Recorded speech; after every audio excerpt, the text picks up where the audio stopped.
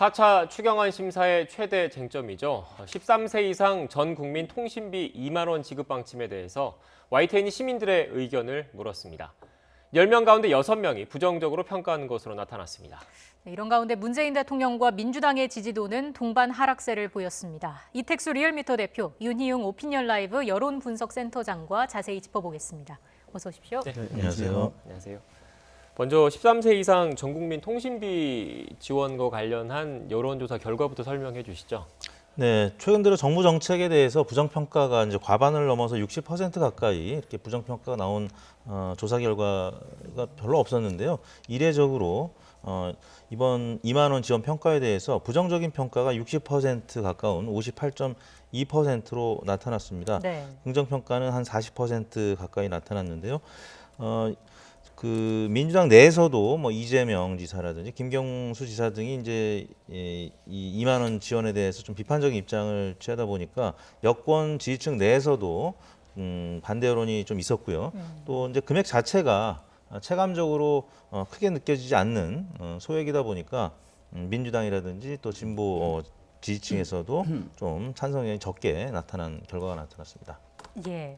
잠시만요. 저희가 지금 속보가 하나 들어왔는데 이 내용을 전해드리고 두 분과 함께 이야기를 잠시만요. 예. 네. 조금 전에 잠시 뒤에 관련된 소식이 들어올 것 같은데요. 잠시 뒤에 들어오는 대로 전해드리겠습니다. 네.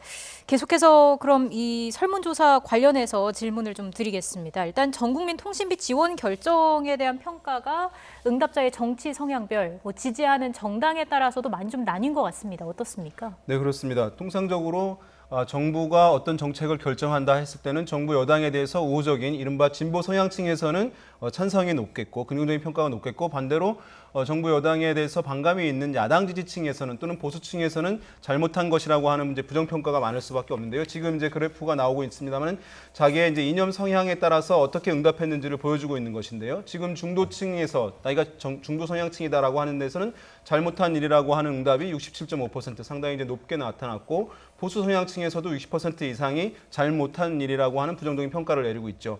진보 성향층에서는 이제 56.3%가 잘한 일이라고 하는 이제 긍정 평가를 내리고 있는데 다만 그 옆에 잘못한 일이라고 하는 부정 평가도 42.8%로 제법 높은 편이라고 할 수가 있는 것이거든요. 그러니까 이 얘기는 뭐냐면 정부에서 이 사안을 결정했을 때 어쨌든 보수 성향층 등 정부 여당에 반감 있는 층은 기본적으로 부정적인 평가 기류가 원래 높았던 흐름들이 나타난 것이라고 할 수 있겠고 예. 그렇게 되면 여론이 어쨌든 균형적으로 나오려고 한다면 진보 성향층에서는 이렇게 이제 잘한 일이라고 하는 긍정 평가가 한 70% 이상 나와줘야지 균형이 맞는데 지금은 이제 부정 평가도 상당히 높다고 할 수 있겠죠. 이념 성향별로도 말씀을 해주셨는데 지역별로도 차이가 좀 있었습니까? 네, 지역별로는 이제 호남 지역, 광주 전라 지역에서만 오차 범위 내에서 팽팽하게 나타났고요. 다른 지역들은 대체로 잘못한 일이라는 붉은색 그래프가 부정적인 평가인데요. 대략 한 60-70% 정도가 부정 평가를 하는 것으로 나타났습니다.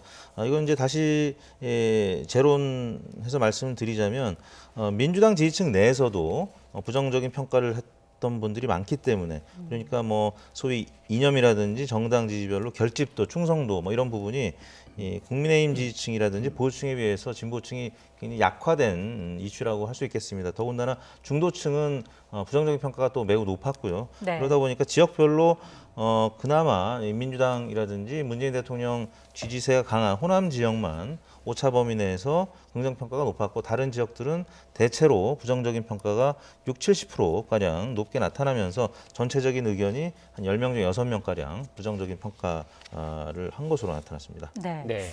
자, 그리고 연령별로 보면 20대와 40대에서만 정부의 통신비 지원 정책에 대해서 의견이 좀 비등하게 나왔습니다. 어떻게 봐야 될까요? 그러니까 20대와 40대를 제외한 다른 연령층에서는 잘 못한 일이라고 하는 부정평가가 상당히 이제 높게 나타난 반면에 네. 20대와 40대에서는 이제 양쪽 의견이 좀 팽팽한 측면이 있겠는데요. 먼저 40대의 경우에는 어쨌든 현 정부 여당에 대해서 가장 우호적인 연령대라고 할 수가 있거든요. 그러니까 현 정부 여당의 지지층이라고 할 수 있을 텐데 거기서 있었기 때문에 그렇기 때문에 이제 잘한 일이라고 하는 긍정평가가 상대적으로 다른 연령대에 비해서 높게 나온 측면이 있겠고요.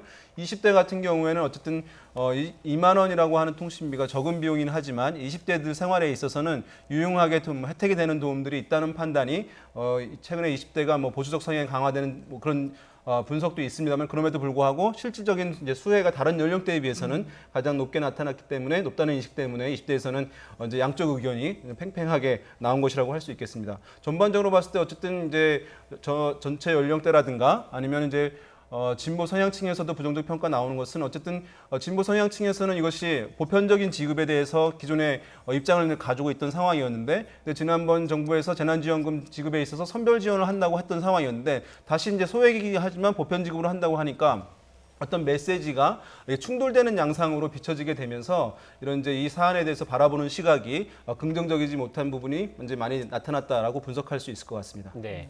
두 분 말씀을 요약하고 YTN 여론조사 결과를 보면 전 국민 통신비 2만 원 지원에 대해서는 일단 부정적인 여론이 높은 것으로 나왔는데 관련해서 YTN 기사에 댓글이 좀 달렸습니다. 댓글 함께 보시겠습니다.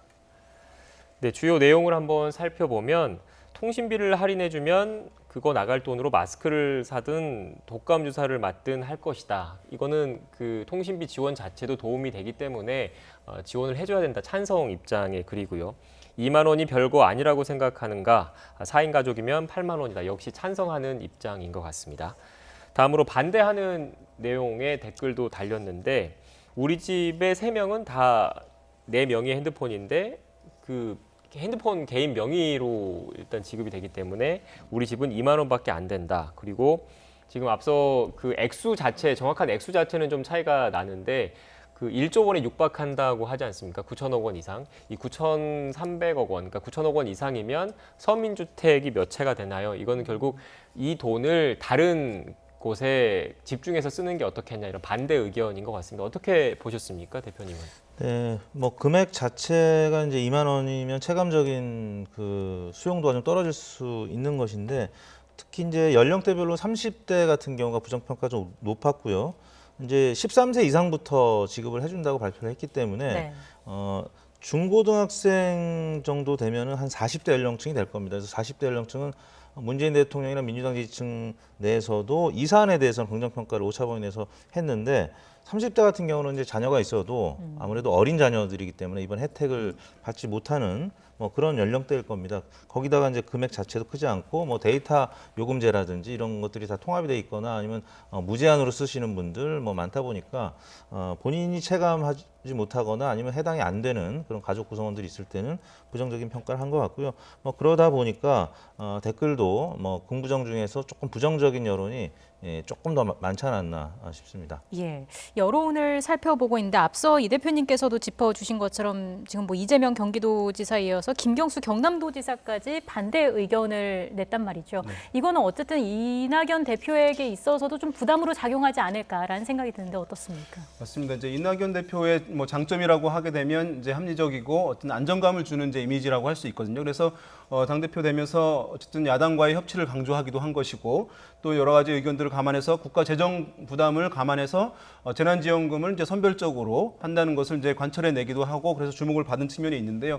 그런데 이제 민주당의 어쨌든 핵심 지지층이라든가 진보 성향층, 강성 진보 성향층 같은 경우에는 선별 지급이 아니라 이제 보편 지급에 대해서 입장이 굉장히 강한 흐름들을 확인되고 있는 상황이거든요. 그리고 방금 말씀하신 대로 야권의 어쨌든 나름 이제 비중 있는 인물이라고 할 수 있는 김경수 지사라든가 이재명 지사 같은 경우에 이제 다른 목소리를 내게 되면 또 이제 이재명 지사나 김경수 지사에 대해서 선호하는 그 지지층 같은 경우는 그 입장에 따를 수밖에 없는 것이기 때문에 그러면 이낙연 대표와 입장이 이제 갈리게 되는 이제 흐름들을 나타낼 수 있는 것이기 때문에 지금 이제 이낙연 대표로서는 이제 이러한 뭐 딜레마적 상황, 충돌되는 상황들이 계속 반복될 수밖에 없어요. 본인의 안정감을 높이기 위해서 폭넓게 가려고 하는데 진보 성향층 의 이제 입장과는 배치되는 부분들 이런 부분들이 계속해서 앞으로 나타날 수밖에 없을 텐데 그런 부분을 어떻게 잘 조율해 나갈지 이것이 또 당 대표로서 대권 주자로서의 이제 과제가 아닐까 생각됩니다. 네.